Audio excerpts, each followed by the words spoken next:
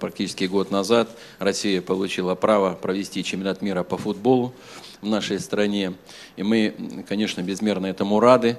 Естественно, конечно, мы считаем, что чемпионат мира по футболу – это крупное, не только спортивное, но такое социальное явление.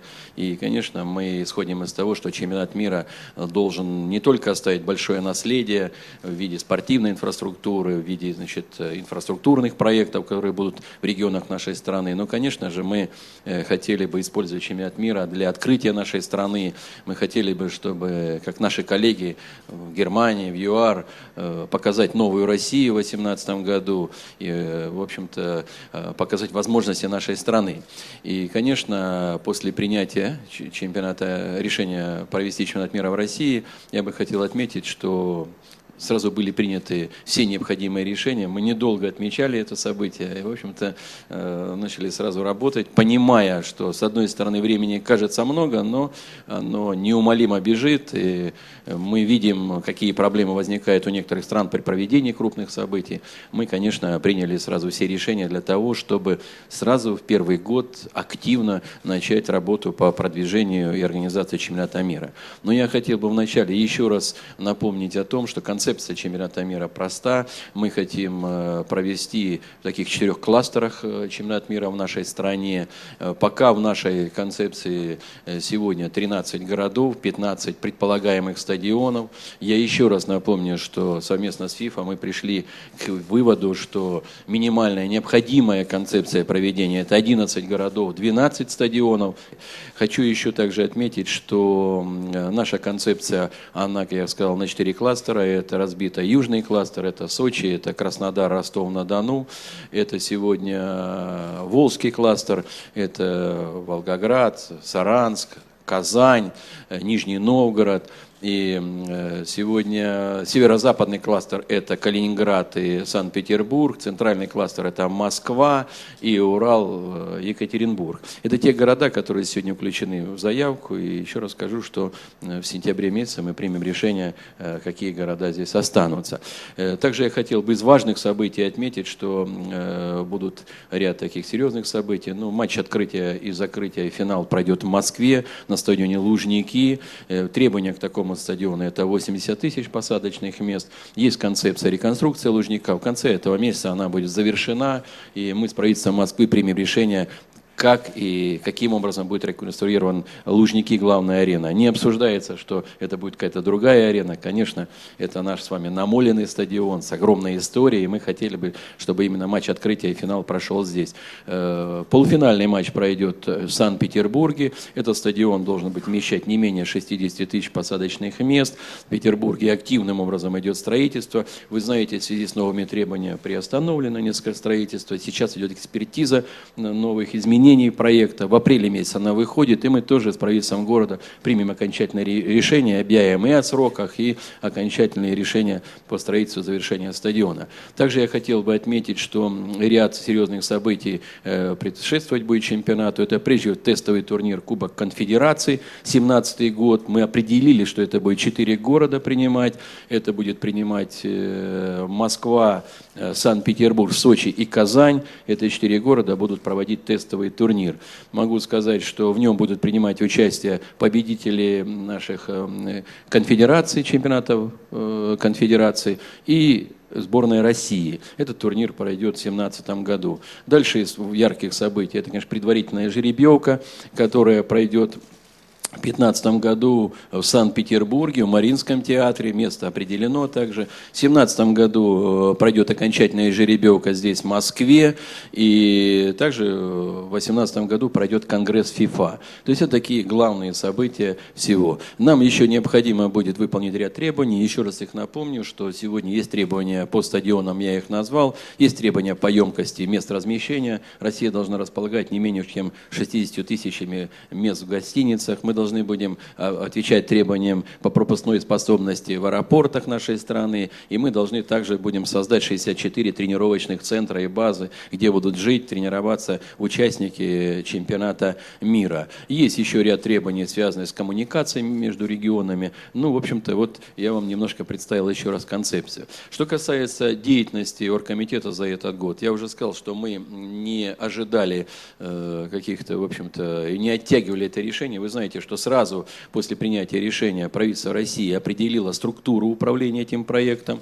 Мы совместно с Российским футбольным союзом создали оргкомитет. Оргкомитет, вот в отличие от других регионов и стран, как правило, национальные федерации создают такие оргкомитеты. Мы в России, понимая сложнейшие решения задач, которые нам предстоит, пошли по иному пути. У нас два учредителя, Российский футбольный союз и правительство Российской Федерации, что дает возможность статус этого оргкомитета совершенно поднять на иной уровень. И ФИФА здесь нас полностью поддержала в таком решении. И вот такой оргкомитет был создан, значит, утвержден. Вы знаете, что наблюдательный совет оргкомитета возглавил председатель правительства Владимир Владимирович Путин. Первым заместителем председателя наблюдательного совета утвержден Игорь Иванович Шувалов, первый заместитель председателя правительства. И ваш покорный слуга также стал заместителем председателя наблюдательного совета. Дальше был создан, это такой политический орган, наблюдательный совет, который должен, в него вошли губернаторы всех регионов, министры, все ключевые правительства, те структуры, которые необходимы будут для продвижения этого проекта. Такой орган, он такой политический, он определяет главную стратегию развития чемпионата мира, утверждает главные решения. Одно заседание мы уже провели наблюдательного совета и получили очень серьезные поручения все ведомства, регионы страны. Вот. Следующей в структуре это управляющий совет, это постоянно действующий орган. По сути дела, это такой совет директоров, управляющий орган оргкомитета, который вот я возглавляю и являюсь председателем оргкомитета, который состоит уже из представителей всех министерств, ведомств, структур, которые сегодня будут задействованы на подготовку чемпионата мира. Он будет заседать не менее чем раз в 6 месяцев. Уже первое заседание мы провели. Он утверждает программу развития, он утверждает планы действия, финансовые документы, определяет стратегию выбора регионов, городов. То есть на него возложена основная функция. Дальше определена уже, скажем, исполнительная власть, сам оперативный орган во главе с генеральным директором Алексей Сорокин здесь присутствует. Он назначен генеральным директором и уже управляет непосредственно проектом, взаимодействует с регионами, управляет сегодня всеми процессами, взаимодействует с ФИФА. Это вот такая структура, которая создана, была оперативна и уже начала свою работу. Следующим по значимости вопросом было, это, конечно же, налаживание взаимодействия с ФИФА. Мы создали и подписали все необходимые решения.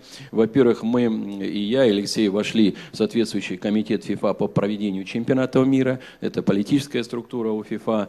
И второе, мы создали постоянно действующий совет ФИФА, который с российской стороны вошли председатель оргкомитета, генеральный директор, со стороны ФИФА вошел генеральный секретарь, господин Жером Вальке. И этот орган будет раз в 6 месяцев заседать. Это стратегический орган, который определяет все наши взаимоотношения. Мы сразу приступили к разработке закона.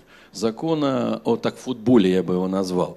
Это закон, который правительство Российской Федерации планирует в апреле месяце, до конца апреля, рассмотреть на заседании правительства, внести в Государственную Думу. Этот закон должен будет законодательно закрепить реализацию всех тех гарантий, которые правительство России и председатель правительства дал ФИФА во время заявочной кампании. Я напомню, их около 9 гарантий по различным вопросам: финансовым, таможенным, рекламным, защите интеллектуальной собственности и ряд других, трансферного обеспечения. Такой закон сейчас отработан в полном объеме. ФИФА назначила здесь своего юридического консультанта, который на всей стадии прохождения закона работал с нами, высказывал свою позицию, удовлетворяет ли она ФИФА или нет. И вот такой закон, мы думаем, что в апреле месяце на правительстве рассмотрим, он уйдет в Государственную Думу, и надеюсь, что мы уже к концу года его примем, и мы уже будем иметь законодательное обеспечение всех наших гарантий, которые мы далее.